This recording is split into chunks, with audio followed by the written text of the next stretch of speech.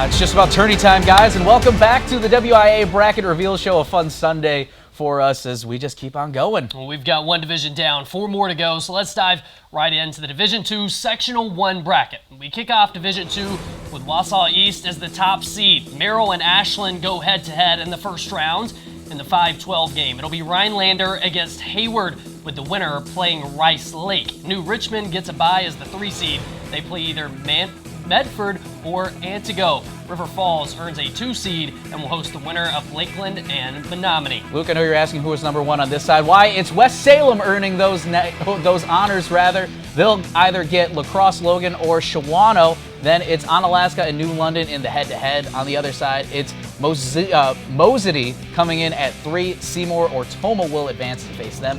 And number 2 seeded Fox Valley Lutheran will have either La Crosse Central or Sparta. Well, a team trending up in Division II right now, West Salem, ranked number 6 this week, 17-2 on the season. Here's WXOW Sports Director Scott Emmerich with more.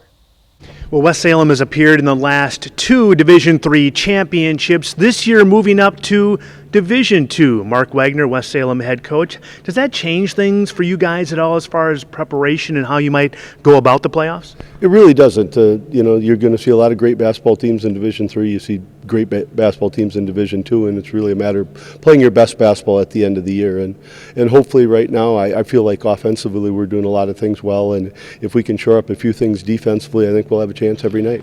You know, you guys were a very senior-laden team last year, very talented. Some new faces this year. How has this team come together?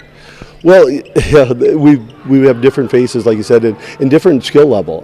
We're a much smaller team this year, and we've relied a lot more on the three-point shot than last year. We had the bigger bodies inside with Brett and Peter, and they could kind of take over a game inside and give us an interior presence defensively.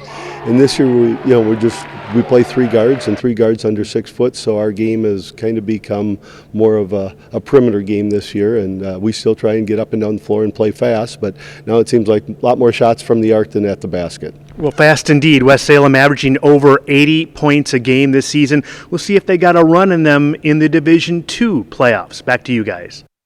All right, thanks so much, Scott. Well, let's get right back to the brackets with the Schwabenon earning a 1 seed here.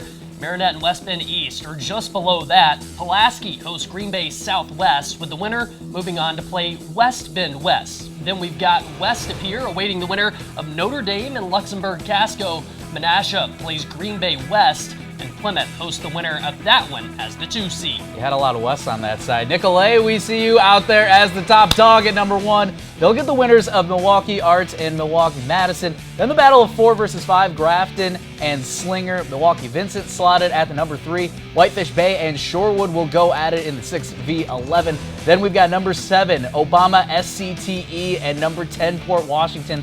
Winner advances to challenge number 2, Cedarburg. And Mark, a team everyone has been talking about this year is Wisconsin Lutheran, especially when you have a 6'5" Duke commit in Con Knipple. What else makes this group really special? Well, it starts with Con. His ability to make others better is what really stands out when you watch him play. His passing, his vision, his anticipation. And, his teammates have all really stepped up. Logan Reinflush is going to Oshkosh next year, and he's had that. There he is right there, number 12. He's had a great season for Wisco. I think, you look at a guy like him, and then sophomore Xavier Zenz has really come along as the season has progressed. And then really all the guys that Coach Walls plays make contributions. So it's not just Con, it's the others too, but it starts with Con. The ball's in his hands almost all the time until he finds a cutter or somebody open for a layup. They're hoping to get Grayson Young back for the playoffs, and that would be a big thing for them from a defensive perspective because he can really guard. Hey, defense wins championships. Well, let's close it out in Division II as we move on. That begins with number 1, Milwaukee, defending last year's title, either Milwaukee Marshall or Reedsburg. They're going to dethrone, or hopefully rather look to dethrone after that matchup. Milwaukee Lutheran and Wauwatosa East have the 5 versus 12. Winner takes on 4-seeded Forest Norskies. Wauwatosa West drawing the 3 seed, and they'll wait and see who comes out of the Watertown Baraboo Showdown. And meanwhile, Sauk Prairie and Portage, a first-round battle. Victor of that clash meets number 2, Beaver Dam. All right, well, let's keep it going here with Stoughton as a number 1 seed. They'll play either Fort Atkinson or McFarland. Monroe hosts Monona Grove in the 4v5 matchup. On the other side, Milton gets the 3 seed. They'll see the winner of Jefferson and Whitewater. On the bottom half, Mount Horeb gets a bye to await the winner of Elkhorn and Delavan Darien. In Sectional 4, we start with Wisconsin Lutheran as the top seed. Then it's the Battle of Waukesha with North against South in the 8-9 matchup. Whitnall and Waterford face off in the second round. Pius Catholic gets a bye to face either New Berlin Eisenhower or Waukesha West. Then it'll be New Berlin West against Wilmot Union to see who gets to play second-seeded Burlington. In the final bracket for D2, it's Racine Park as the top seed. They'll play either Greendale or South Milwaukee. Martin Luther hosts Cudahy. The winner of that gets Greenfield. On the other side, Milwaukee South as a 3 seed. Milwaukee Bradley Tech and Milwaukee Bayview go head-to-head. Then it's Tenor Veritas against Union Grove. St. Augustine Prep awaits the winner of that one. All right, let's move over here now. We are joined live by Stoughton's head coach, Nolan Weber. First and foremost, Coach, thanks for joining us. You know, you guys have had a great season, great roster makeup. You got 5 seniors, but I think the eye-popping thing is about 8 juniors on this team.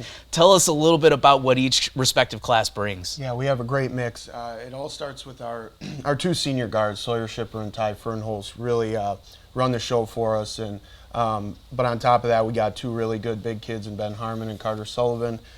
Really some young sophomore guards that help us a lot. And then a junior class, Jay Johnson, LeSean Brown, some really good athletic wings.